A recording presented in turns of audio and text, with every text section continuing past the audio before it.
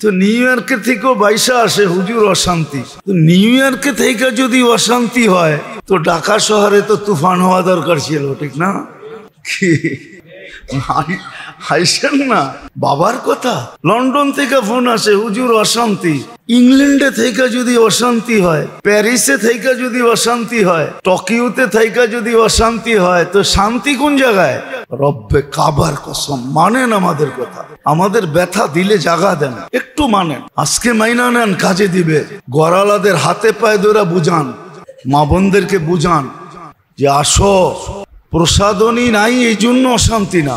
অশান্তির কারণ হলো আমাদের খাওয়া লওয়া চলা ফেরা 24 ঘন্টা আমাদের কায়েরের তরিকায় কাটে, কায়েরের পদ্ধতিতে কাটে। যে আল্লাহ মানুষ বানাইছেন, মুসলমানের ঘরে অস্তিত্ব দিছেন, ওই আল্লাহ এই তরিকায় কাটানোর জন্য দেন নাই। ওই তরিকায় কাটানোর কারণে আমরা অশান্তিতে আছি। বহুত মানুষ পাওয়া যাবে সারা বছর অপেক্ষা করে, রোজা আসে না কেন? রোজা হইলে ভালো, রোজা হইলে ভালো। আর রোজায় মুড়ি ভর্তা যেই মজা হয়, রোজার বাইরে হাজার আইটেম দিলেও ওই মজা হবে না, ঠিক না? তাহলে চুলা জ্বলা জরুরি না সুখের জন্য। অনেক সময় চুলা না জ্বললেও মজা পাওয়া যায়। এই যে রোজায় মজা পাইতেছে, ওই সময় তো খাওয়ান নাই, চুলা জ্বলে না, মজা পায় না? পায় না? হ্যাঁ, আসরের পরের থেকে যে একটা ছুটাছুটি ইফতারির জন্য শুরু হয়, মনে হয় যে ঈদের আমেজ, ঠিক না? ঈদের আমেজ আগে তো হইতো না, এখন হয়। দেখবেন এখন বিজাতির দেশও হয়। আপনারা মিডিয়ায় দেখছেন কি দেখেন না জানি না, এখন ফ্রান্সের রাস্তায়ও ইফতারি লাগানো হয়। গত বছরই ছিল, একবার না, ডেলি লাগাইতেন। আমেরিকার রাস্তায়ও এখন ইফতারি লাগানো হয়। আর শুধু মুসলমান ইফতার করে না, গায়রে মুসলিমও মজা লয়ে ইফতারি করে। এটি তো দেখাবে না মিডিয়ায় ভালো মতে, হয়তো কেউ আছে ফেসবুকে ছেড়া দেয়, কিন্তু মিডিয়ার ক্যামেরা ওদিকে যায় না। সচরাচর হইতেছে এখন। ইউরোপ বলেন, অস্ট্রেলিয়া বলেন, কানাডা বলেন, আমেরিকা বলেন, এখন ওরাও অপেক্ষা করে রমজান কবে আসবে, মুসলমান রাস্তায় ইফতারি লাগাবে। হ্যাঁ,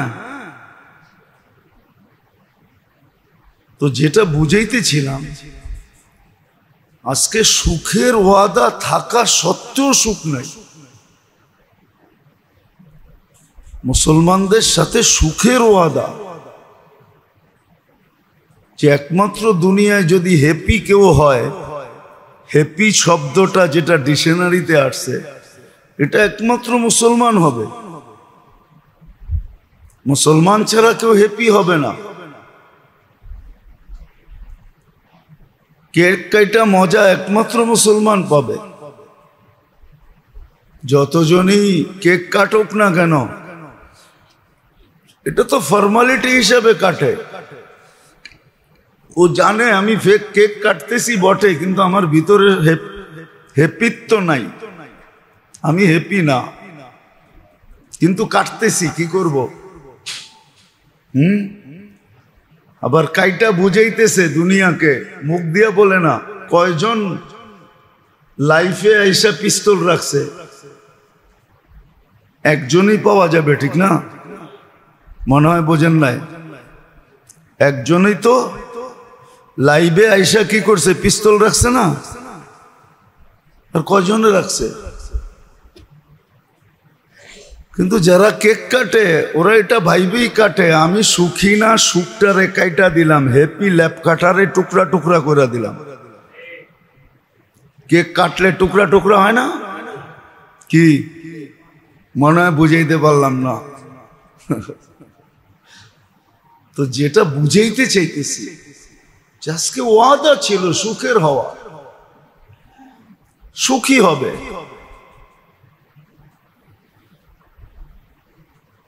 স্বামী পায়া সুখী হবে, স্ত্রী পায়া সুখী হবে, সন্তান পায়া সুখী হবে, যতটুক পাইল এতটুক পাওয়ার উপরে সুখী হবে। আপনি বিবেক দিয়া ভাবেন, আল্লাহ যা আপনাকে আমাকে দিতেছেন, কি এটা কি আমাদের অধিকার? অধিকার?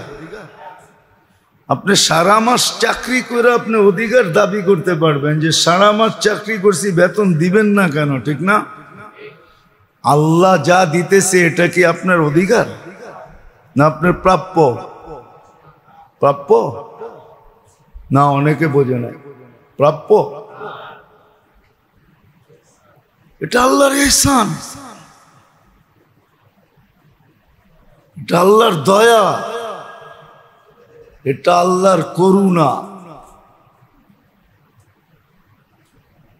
আপনি একটা কথা ভাবেন, ডেলি ৮০,০০০ বার আমাদের ভিতর থেকে আল্লাহ দূষিত অক্সিজেনটাকে বাহির করে। কতবার? যেটাকে কার্বন ডাই অক্সাইড বলে। কতবার? ৮০,০০০ বার।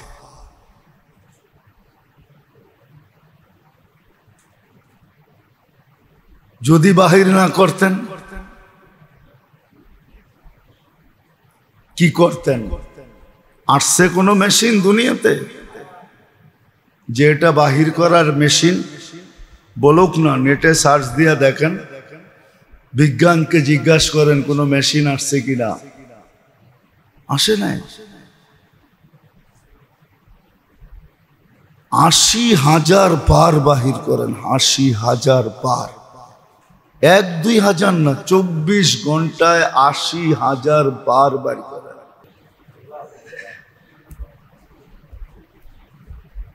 তাইলে কেন লিখবে না যে ওর চেয়ে বড় কপাল পোড়া নাই, ওর চেয়ে বড় হতভাগা নাই, ওর চেয়ে বড় অকৃতজ্ঞ নাই?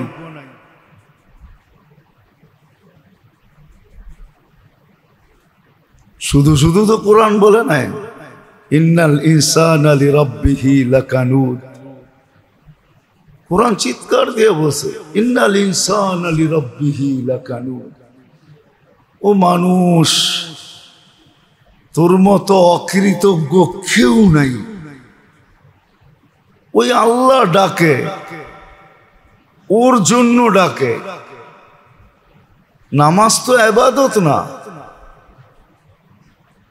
নামাজ শুধু ইবাদত না, নামাজ হলো সুস্থতার মূল মন্ত্র। যেইভাবে পড়তে বলছে ওইভাবে পড়লে। আমরা তো সময়ের জন্য ওইভাবে পড়তে পারি না। মসজিদ হইল সুখের সবচেয়ে বড় ঘাঁটি, কিন্তু যতক্ষণ থাকতে বলে অতক্ষণ তো থাকতে পারি না। যতক্ষণ থাকতে বলে মসজিদে অতক্ষণ তো থাকতে পারি না।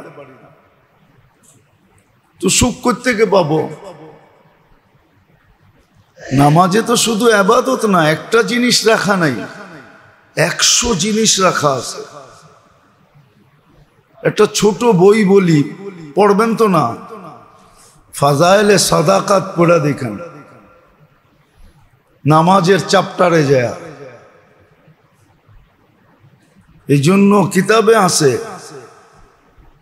যতক্ষণ তুমি দাঁড়ায় কেরাত পড়ো অতটুক সময় তুমি রুকু করো,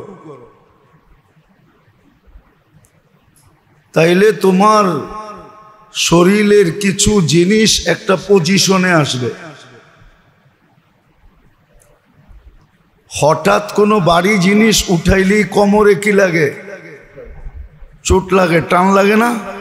হ্যাঁ, কিন্তু আস্তে ধীরে উঠাইলে লাগে?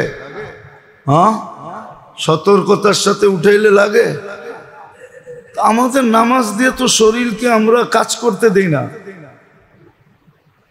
যতক্ষণ দাঁড়ায় থাকবে অতক্ষণ রুকু করবে। ফরজ নামাজগুলাতে পারেন না, জামাতের নামাজগুলাতে না হওয়ারও কারণ আছে, হুকুম আছে যে সর্ব ধরনের মানুষ থাকে, মানুষের শারীরিক প্রয়োজনও থাকে, বিদায় ওটার ভিতরে হুকুম ভিন্ন। কিন্তু যখন একা একই নামাজ পড়ি তখন তো হওয়া উচিত যে অতক্ষণ রুকুতে থাকো, অতক্ষণ সেজদায় থাকো, এ তো হুকুম। এতক্ষণ বসো, যেন শরীরের এক একটা জিনিস ঠিক মতে সেট হইতে পারে। শুধু শুধু তো হারিয়ে বলেন নাই তুসাল্লি তুসাহি, চিৎকার নামাজ নামাজের মতো পড়া দেশ, দেখ সুস্থতা তোকে দিবেই দিবে। তুসাহি তুসাল্লি তুসাহি, নামাজ নামাজের মতো পড়া দেখো, সুস্থতা তুমি পাবেই পাবে। আবার উদাহরণ দিয়ে বুঝাইছেন, সাহাবীর কাহিনী আছে। আবু হুরায়রা রাদিয়াল্লাহু তাআলা আনহু পেটের ব্যথায় ফুটবল হয়ে গেছে। আল্লাহর রাসূল জিজ্ঞাসা করছে, আবু হুরায়রা কাতরাইতেছো কেন? ফুটবল হ্যাঁ। বলছে, ইয়া রাসূলুল্লাহ পেটে ব্যথা। বলছে, কুম ফাসাল্লি, ওঠ নামাজ পড়। তো উনি উঠে নামাজ পড়ছেন, জিজ্ঞাসা করছেন এখন কি অবস্থা? তো বলছে, ইয়া রাসূলুল্লাহ ব্যথা যে ছিল এটাও ভুলে গেছি, এমন সুস্থ হয়ে গেছে। বুঝাইতে আমরা পারি না, আসলে আমাদের কাছে জাদু নাই। তো যেটা বুঝাইতেছিলাম যে আজকে যে জীবনের আঙ্গিনায় বা জীবনের ভিতরে কোনো সাইডে কোনো আঙ্গিকে সুখ যে নাই, কারণটা কি? আলহামদুলিল্লাহ ঢাকা শহরে যারা বাস করে ঘরে তো সুখের সবকিছু রাখা আছে না, রাখা নাই? কম বেশি সুখের উপকরণ রাখা নাই? আগে তো ঢাকায়ারা শুধু পাতিল দিয়ে ঘর সাজাইতো, ঠিক না? আবার রাগ হয়ে যায় কিনা, ছোটবেলা তো এটাই দেখছি, ঘর সাজাইতো কি দিয়া? হাড়ি পাতিল দিয়া। খালি মাচান বানানো থাকতো, ওটার ভিতরে খালি সাজায় রাখতো, যেই ঘরে ঢুকলেই আগে নজরে এটা পড়তো। এখন তো আমেরিকার জিনিস আছে, ইউরোপের জিনিস আছে, জাপানের জিনিস আছে, চায়নার তো আছেই আছে, সারা দুনিয়ার জিনিস ঘর ভরা, উপকরণ সব আছে, কিন্তু শান্তি নাই কেন?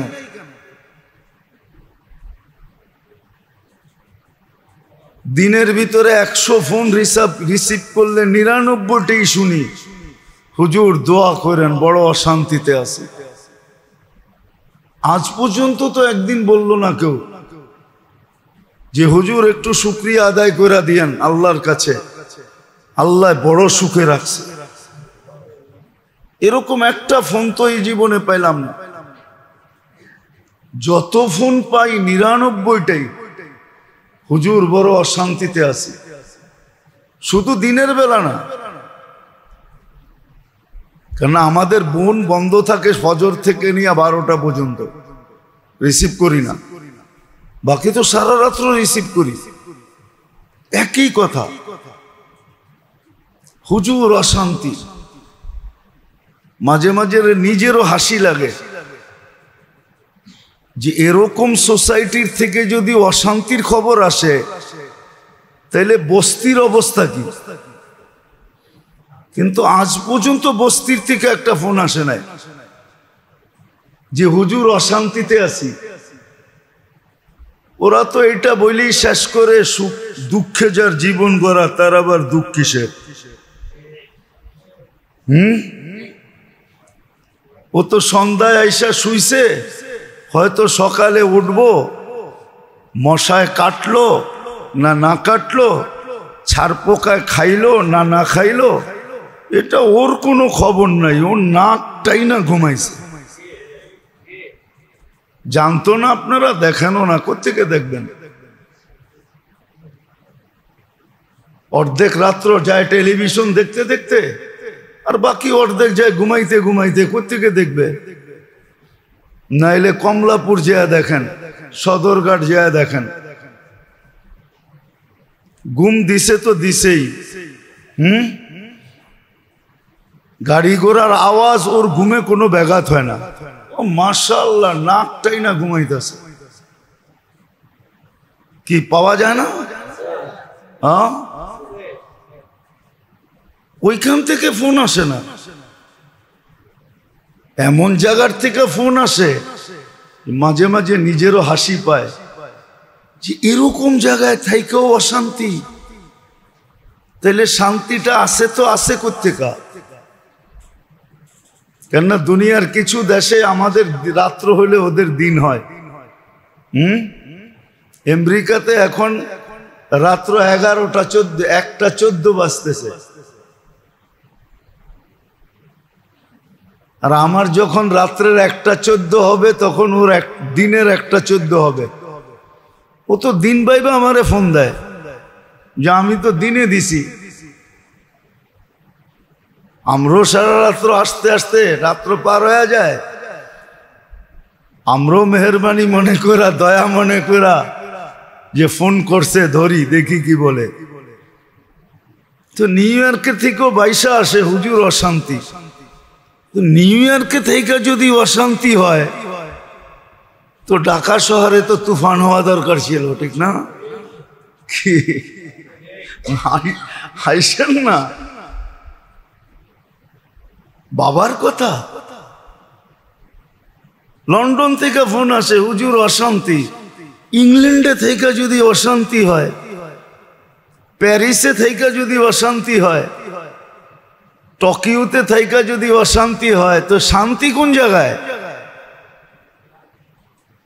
রব্বে কাবার কসম, মানেন আমাদের কথা। আমাদের ব্যথা দিলে জাগা দেন, একটু মানেন। আজকে মাইনা নেন, কাজে দিবে।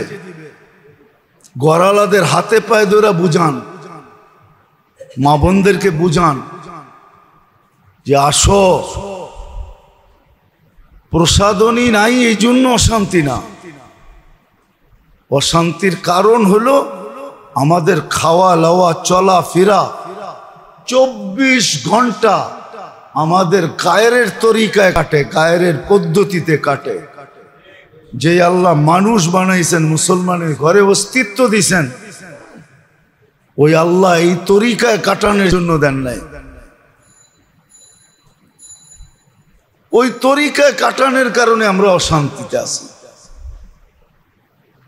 আছে দুনিয়া, এখনো আছে, আছে। স্ত্রী সারা রাত্র স্বামীকে সান্ত্বনা দেয়, সন্তান মা বাবাকে সারাদিন সান্ত্বনা দেয়। তোমরা এত পেরেশান হয়েও না, আমাদের কিচ্ছু লাগবে না। আমরা পুরান কাপড়কে নতুন বানায় ঈদ করে নিব, তোমাদের পেরেশান হইতে হবে না। নতুন কাপড় পরলেই যে দিলে শান্তি হবে এমন না। আছে, এরকম ঘরও আছে, এরকম সংসারও আছে। স্ত্রী স্বামীকে সারা রাত্র সান্ত্বনা দেয়, তুমি চিন্তা করো না, একবেলা খাবো একবেলা খাবো না। ছেলে পেলেও সান্ত্বনা দেয় মা বাবাকে, তোমরা চিন্তা করো না। আমরা কাউকে জানতেই দিব না আমাদের ঘরে চুলা জ্বলে নাই, আছে। আপনারা যদি খোঁজ না পান আমার সাথে চলেন, আমি দেখায় দিব। আপনাদের ফ্যামিলি নিয়ে চলেন, ফ্যামিলি জিজ্ঞাসা করবে, ছেলে পেলে ঘরের মানুষ হাসি মুখে বলবে যে আমাদের ঘরের ফার্নিচার নাই, কিন্তু এটাই আমাদের ঘরের সগাত। সগাত বোঝেন? এটা উর্দু শব্দ, কোত্থেকে বুঝবেন? আমাদের ঘরের সৌন্দর্যই এটা, ফার্নিচারই এটা, যে আমাদের ঘরে কোনো অশান্তি নেই, আমরা শান্তিতে আছি, আমরা সুখে আছি। সন্তান মা বাবার গলা জোড়া ঘুমায়, আর মা বাবা সন্তানকে বুকে নিয়ে ঘুমায়। এটাই আমগো শান্তি। আমার সাথে চলেন, আমি ঘর দেখায় দিব। ফ্যামিলি নিয়ে চলেন, জিজ্ঞাসা করে আসবে, ওরা জোর দিয়া বলবে আলহামদুলিল্লাহ, বইলা বলবে আলহামদুলিল্লাহ, আমরা বড় সুখে। আমাদের মতো সুখ কেউ কারো কাছে নাই, সত্য। ওর চেয়ে সুখ কি হইতে পারে বলেন আপনি? ওর চেয়ে সুখ কি হইতে পারে? পুরুষ ঘরে ঢুকলে স্ত্রী পাও টিপা ঘুম পড়ায়, আবার সকালে পাও টিপা ঘুমের থেকে উঠায়।